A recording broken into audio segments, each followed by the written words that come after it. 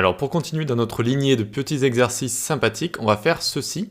Ça peut être un lien de menu par exemple, ça peut être voilà, un élément de menu assez sympa, où on va avoir cet effet en dessous qui va se créer, on va créer ça avec les pseudo-éléments. Donc là je vais juste réduire un peu et on va enlever tout ça. Code source disponible dans la description de chaque vidéo.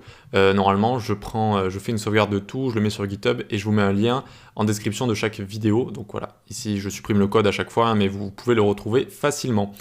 On va se garder rien du tout ici, tac, juste on va mettre un background 333, très bien, et ça va pouvoir commencer comme ça, très bien. Donc on retourne dans notre index.html ici, on va se faire une div avec la classe block menu, et à l'intérieur on va faire un span, un élément de type inline qui sert souvent à rajouter du texte, nav menu item par exemple.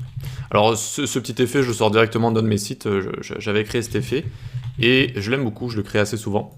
Je l'avais montré dans une formation également, et donc je vais vous montrer comment on fait tout ça facilement. Donc en général, évidemment, j'en ai plusieurs blocs comme ça pour tous les éléments de la navigation, mais je vous montre comment en faire un, et vous pouvez le mettre partout. Donc en dessous du body, ici on fait bloc menu, on va s'occuper de ce bloc. Eh bien, hop, pause absolute, vu que j'ai envie de centrer tout ça encore une fois. Top 40%, left 50%, et transform translate, moins 50, moins 50. Très bien. Vous notez que j'ai mis 50%, 40% au top, c'est pour qu'il soit un petit peu plus relevé que parfaitement au milieu. Voilà, très bien, on a notre élément. D'ailleurs, il est en position absolute ici. Est-ce qu'il a un parent, notre bloc menu? Non. Du coup, il est relatif au body, tout simplement. Voilà. Ensuite, on revient ici. On va le mettre display inline block. Parfait, donc maintenant il va juste prendre la largeur de son contenu et non pas toute la largeur, d'accord, que ferait un élément de type bloc. Ensuite on va prendre les spans directement, ici on peut lui mettre un font size 30 pixels, une couleur blanche pour qu'on puisse le voir, F1, F1, F1, text align center, ici ça ne va pas être utile vu que notre élément il est déjà parfaitement centré au milieu, donc pas besoin de mettre de text align center. Ensuite on va mettre juste un font weight histoire de, font weight de 700 pixels, très bien, cursor pointer. Hop, et on va lui mettre font femme Arial par exemple, comme d'habitude, comme ça. Hop, très bien, on a notre élément qui est juste ici, on va pouvoir s'occuper du pseudo-élément. Donc on va faire span, 2.2. After, on va créer un élément après, ce sera cette petite ligne.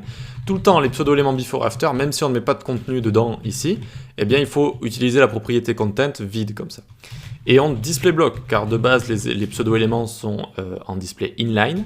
On le fait démarrer à une width de 0 pixels et margin 5 pixels en haut pour le séparer un petit peu du texte. Auto, 0 en bas, auto. Une hauteur de 2 pixels pour créer ce trait.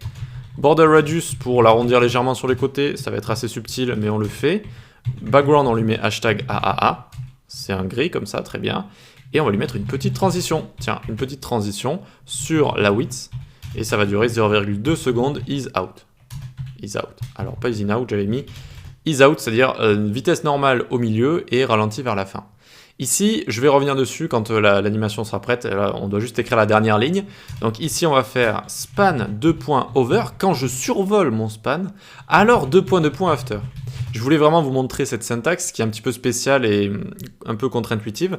Ça veut dire ici, quand on va over notre span, alors on va styliser notre after et on va lui mettre une width de 100%. Alors qu'on aurait plus voulu faire ici plutôt un span 2.2. After, 2.over, pour dire que lorsqu'on survole notre pseudo-élément. Mais non, c'est quand on survole span ici. Et voyons voir, je survole, et ça me fait cette animation qui est plutôt cool. Moi je l'adore, hein, j'adore cette petite animation. Et j'ai plusieurs choses à vous dire sur cette animation. Déjà, elle démarre au milieu. C'est pas normal, normalement une width ça démarre de gauche à droite. Et ça ferait une animation un petit peu moins sympa, enfin différente en tout cas.